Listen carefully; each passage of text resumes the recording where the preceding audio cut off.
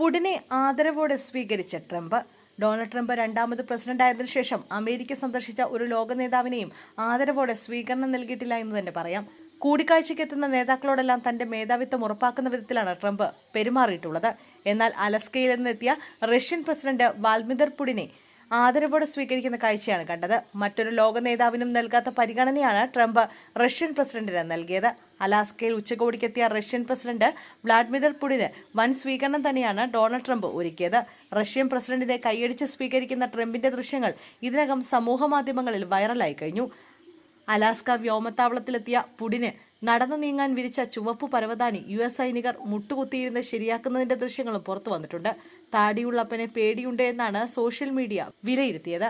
യുക്രൈനിൽ ഈ പരവതാനി വിരിക്കലിനെതിരെ രൂക്ഷ വിമർശനമാണ് ഉയരുന്നത്.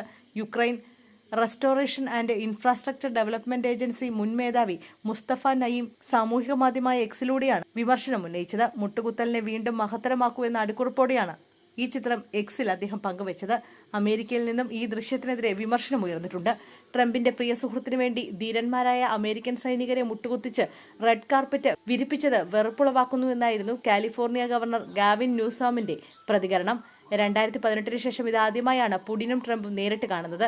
കയ്യടിയോടെ കാത്തുനിന്ന ട്രംപിനെ അരികിലേക്ക് പുടിൻ എത്തുന്നതും ഹസ്തദാനത്തിന് മുമ്പ് ഇരു നേതാക്കളും ഊഷ്മളമായ പുഞ്ചിരി കൈമാറുകയും ചെയ്യുന്നുണ്ട്.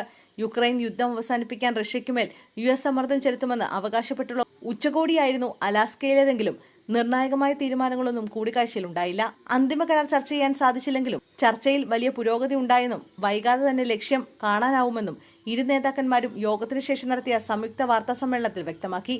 2022 ഡൊണാൾഡ് ട്രംപ് അമേരിക്കയുടെ പ്രസിഡന്റ് സ്ഥാനത്തുണ്ടായിരുന്നെങ്കിൽ യുക്രൈനുമായുള്ള യുദ്ധം ആരംഭിക്കില്ലായിരുന്നുവെന്ന് പുടിൻ പറഞ്ഞത് പോസിറ്റീവ് സമീപനത്തിന് തെളിവാണെന്നാണ് ട്രംപിന്റെ വിലയിരുത്തൽ. യുക്രൈന്റെ നാറ്റോ പ്രവേശന ശ്രമങ്ങളിൽ പ്രകോപിതരായി 2022 ഫെബ്രുവരി 24 റഷ്യ യുക്രൈനിൽ അധിനിവേശം ആരംഭിച്ചത്. ഈ സമയത്ത് ജോ ബൈഡൻ ആയിരുന്നു അമേരിക്കൻ പ്രസിഡന്റ്. താനായിരുന്നെങ്കിൽ റഷ്യ യുക്രൈൻ യുദ്ധം അവസാനിപ്പിക്കുമായിരുന്നുവെന്ന് ട്രംപ് നിരന്തരം അവകാശപ്പെട്ടിരുന്നു. തെരഞ്ഞെടുപ്പ് പ്രചാരണത്തിലും അദ്ദേഹം റഷ്യ യുക്രൈൻ യുദ്ധം ഇല്ലാതാക്കുമെന്ന് അവകാശപ്പെട്ടിരുന്നു. അധികാരത്തിലെത്തിയാൽ 24 മണിക്കൂറിനുള്ളിൽ യുദ്ധം ഇല്ലാതാക്കുമെന്നായിരുന്നു അദ്ദേഹം പ്രചരണത്തിലുടനീളം ആവർത്തിച്ചത്. ട്രംപിന്മേലുള്ള വിശ്വാസം ഉറപ്പിക്കുന്ന തരത്തിലായിരുന്നു റഷ്യൻ പ്രസിഡന്റ് പുടിന്റെ സംസാരം. ഒരു ഘട്ടത്തിൽ ബൈഡനോട് സൈനിക നടപടികളുടെ ഗുരുതര പ്രത്യാഘാതങ്ങളെക്കുറിച്ച് സംസാരിച്ചിരുന്നുവെന്നും സാഹചര്യം വഷളാകുന്നത് ഒഴിവാക്കാൻ ബൈഡനെ ബോധ്യപ്പെടുത്താൻ ശ്രമിച്ചിരുന്നുവെന്നും പുടിൻ പറഞ്ഞു.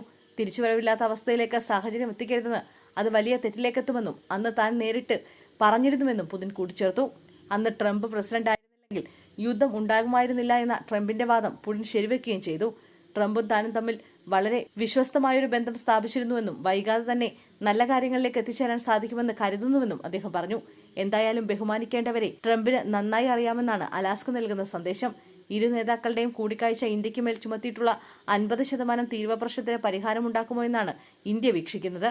പുടിനെ ബഹുമാനിച്ച് ട്രംപ് ഇന്ത്യയുടെ കാര്യത്തിൽ എന്ത് നിലപാട് സ്വീകരിക്കുമെന്നാണ് ലോകരാജ്യങ്ങളും നിരീക്ഷിക്കുന്നത്.